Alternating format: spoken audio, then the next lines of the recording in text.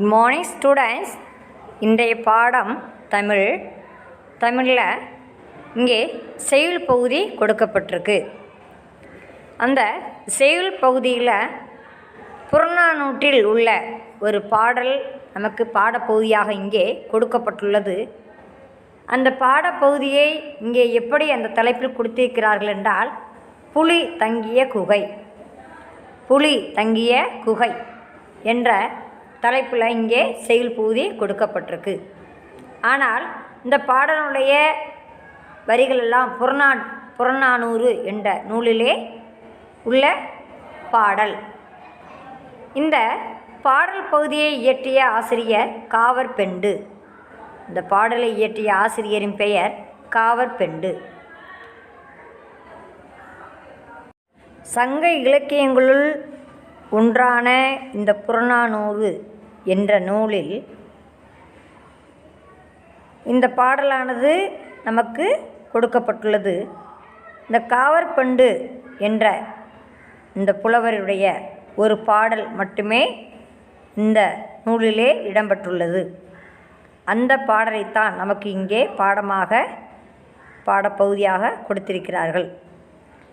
சங்க இலக்கியங்கள் என்று எடுத்துக்கொள்ளும்படியாக அங்கே 8 தொகை நூல்கள், 10 பாட்டு, ஐம்பெருங்காப்பியங்கள், ஐஞ்சிறுகாப்பியங்கள், 17 மேற்கணக்கு, 17 கீழ்கணக்கு, இந்த மாதிரி அமைப்பிலே சங்க இலக்கியங்கள் வகுத்து வைத்துள்ளனர். அந்த 8 தொகை நூல்களில் ஒன்றான புறநானூறு என்ற நூலில்தான் இந்த பாடலானது இடம்பெற்றுள்ளது. பண்டைக்கால தமிழ் மக்களின் வாழ்க்கை முறை, நாகரிகம், பண்பாடு, அவருடைய வீரம் முதலியவற்றை வெளிப்படுத்தும் நூலாக இந்த இலக்கியங்கள் அமைந்துள்ளன. இந்த நூலில் புறநானூறு என்ற நூலில் 86ஆம் பாடல் இங்கு தரப்பட்டுள்ளது. அதுதான் காவற்பெண்டு என்ற முற்கால பெண்பாற் புலவர் இயற்றிய ஒரு பாடல். பெண்பாற் புலவர் என்றாலே நீங்கள் அறிந்து கொண்டதெல்லாம் ஔவையார் மட்டுமே. ஔவையாரை போன்று இன்னும் பெண்பாற் சில புலவர்கள் சிலர் நிறையவே இருக்கின்றனர். அப்படிப்பட்டவர்களில் ஒன்றானவர் ஔவையார். அடுத்ததாக காவற்பெண்டு என்ற இந்த பெண்பாற் புலவர் பற்றி இப்போது தெரிந்து கொண்டோம். இந்த காவற்பெண்டு என்ற இந்த புலவர் சோழ மன்னன் போரவை கோப்பெரு நற்கிள்ளியின் செவிலித்தாயாக விளங்கியவர். செவிலித்தாய் என்றால் அந்த குழந்தையை பராமரித்து வளர்ப்பதெல்லாம் ஒரு தாயாக இருந்து செய்வாள். அப்படிப்பட்ட செவிலித்தாயாகத்தான் இங்கே குறிப்பிடப்படுகின்றார். இவர் சங்ககால பெண்பாற் புலவர்களுள் ஒருவராக விளங்கியவர். சங்ககால மக்களின் வீரத்தை கருப்பொருளாக கொண்டுதான் இப்பாடலை பாடியுள்ளார். பொதுவாக தமிழர்கள் பழங்காலம் முதலே கல்வியிலும் வீரத்திலும் சிறந்து விளங்கினர். நாட்டை காக்க போர்க்களம் செல்வர். அந்த போர்க்களத்தில் வெற்றி பெற்று வருதலை வாகை சூடி பாராட்டு பெறுவர். அவ்வாறு உள்ள அந்த அக்கால வீரத்தினை பாராட்டுவதில் அதன் முறையாக இந்த பாடல்கள் இங்கே இயற்றப்படுகின்றது. இந்த பாடப்பகுதியில் நம்ம என்ன தெரிந்து கொள்ளப் போகிறோம் என்றால், தாயானவள் தன் வீர மகனை பெற்றெடுத்த வயிறைத்தான் இங்கே புலி தங்கிய குகை என்று குறிப்பிடுகின்றார். புலி என்றாலே அச்சம் தரக்கூடிய ஒரு விலங்கு. அப்பேற்பட்ட விலங்கு வீரத்தினை உடையது போன்று காற்றிலே பார்த்தா அது என்ன செய்யும்? போராடி பதுங்கியிருந்து போராடி அது வெற்றி பெறும். தனக்கு இரையாக கிடைக்கக்கூடிய உணவினை அடித்து கொண்டு சாப்பிடும். அப்படிப்பட்ட வீரத்தன்மை உடைய அந்த புலியை போன்று தன் மகனை பெருமையாக சொல்லி அந்த மகனை பெற்றெடுத்த வயிறு மட்டும் இங்கே இருக்கிறது, அவனை காணவில்லை என்று சொல்வது போன்ற இங்கே பாடல் இங்கே கொடுக்கப்பட்டுள்ளது. இப்போது பாடப்பகுதியை பற்றி நான் பார்க்கலாம். இங்கே ஆசிரியர் குறிப்பாக பெயர் காவற்பெண்டு.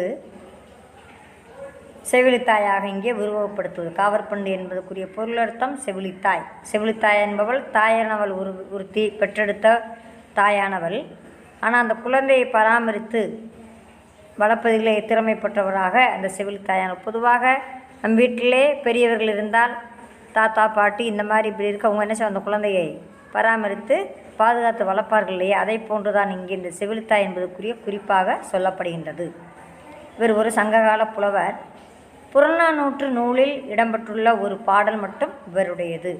இதை பற்றிய பாடலை இப்பொழுது நாம் இந்த பாடலை படிப்பதற்கு முன்பாக நூலினுடைய குறிப்புகளாக, காவற்பெண்டு சங்ககால பெண்பார் புலவர்களுள் ஒருவர். சோழ மன்னன் போரவை கோப்பெரு நற்கிள்ளியின் செவிலித்தாயாக விளங்கியவர் என்பர். கல்வியில் தேர்ச்சியும் கவிபாடும் ஆற்றலும் மிக்க இவர் சங்ககால மக்களின் வீரத்தை கருப்பொருளாக கொண்டு இப்பாடலை பாடியுள்ளார். இவர் பாடிய ஒரே ஒரு பாடல் புறநானூற்றில் இடம்பெற்றுள்ளது. புறநானூறு 8 தொகை நூல்களுள் ஒன்று. இந்நூல் பண்டை கால தமிழ் மக்களின் வாழ்க்கை முறை, நாகரிகம், பண்பாடு, வீரம் முதலியவற்றை வெளிப்படுத்தும் நூலாக விளங்குகிறது. இந்நூலில் 86வது பாடல் இங்கு நமக்கு தரப்பட்டுள்ளது. இதை பற்றி இப்பொழுது பார்க்கலாம். புலி தங்கிய குகை. தமிழர்கள் பழங்காலம் முதலே கல்வியிலும் வீரத்திலும் சிறந்து விளங்கினர். நாட்டை காக்க போர்க்களம் செல்வதை தம் முதன்மையான கடமைகளுள் ஒன்றாக கருதினர். கல்வியறிவும் கவிபாடும் திறனும் பெற்ற சங்ககால தாய் ஒருவர் தம் மகனின் வீரத்தை பற்றி பெருமிதத்துடன் கூறும் செய்தியை அறிவோம். சிற்றில் நட்டூன் பற்றி நின்மகன் யாண்டு உளனோ என வினவுதி என் மகன் யாண்டு உளன் ஆயினும் அறியேன் ஓரும் புலி சேர்ந்து போகிய கல்லலை போல ஈன்ற வயிறோ இதுவே தோன்றுவன் மாதோ போர்க்களத்தானே. எவ்வளவு அருமையாக இந்த பாடலை சில கடின பதங்களுடனும் எளிய பதங்களுடன் இந்த பாடல் வரிகளை அமைத்துள்ளார். சிற்றில் நட்டூன் பற்றி நின் மகன் யாண்டு உளனோ என வினவுதி என் மகன் யாண்டு உளனாயினும் அறியேன் ஓரும் புலி சேர்ந்து போகிய கல் அலை போல ஈன்ற வயிறோ இதுவே தோன்றுவன் மாதோ போர்க்களத்தானே என்று அருமையாக பாடலை இயற்றியுள்ளார். என்ன சொல்கின்றார் இந்த பாடலடியில்?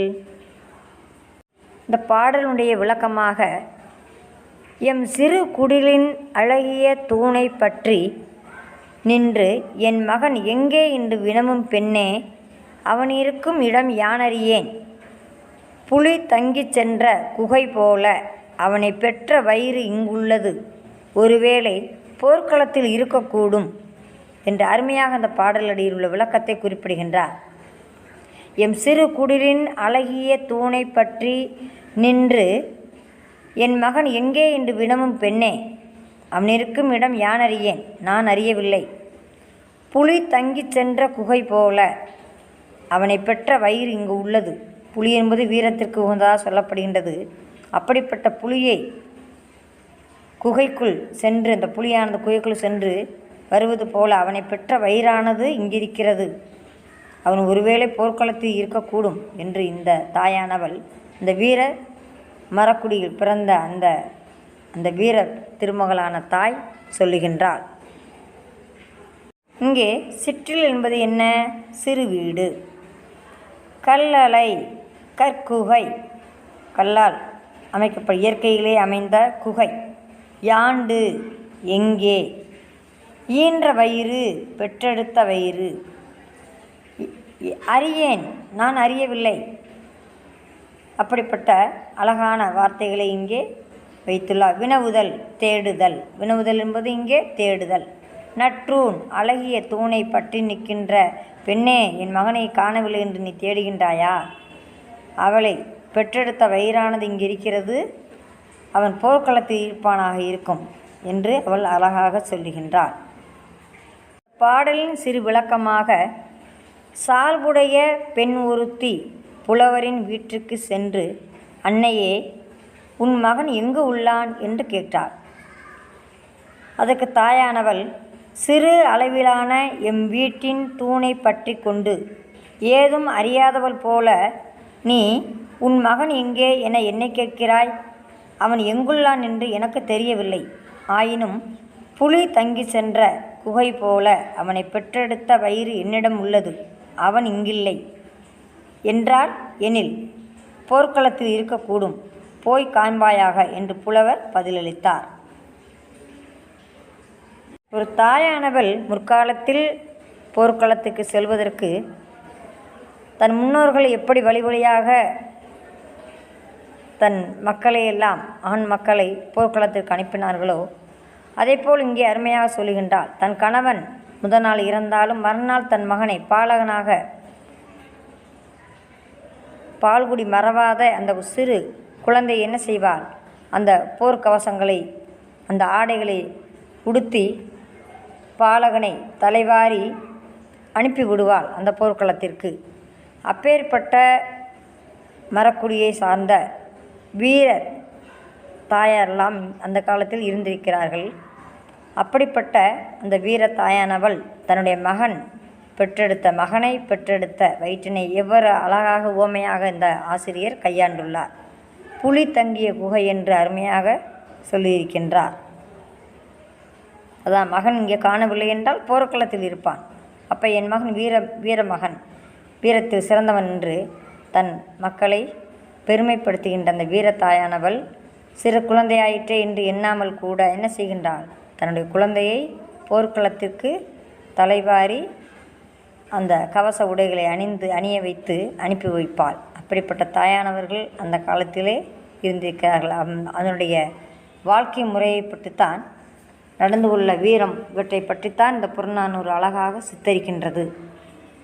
அந்த புறநானூற்று பாடலில் வீரத்தினை, அந்த கால மக்களுடைய வீரத்தின் சிறப்பை பற்றி தெளிவாக பாடல் மூலமாக விளக்குகின்றார்.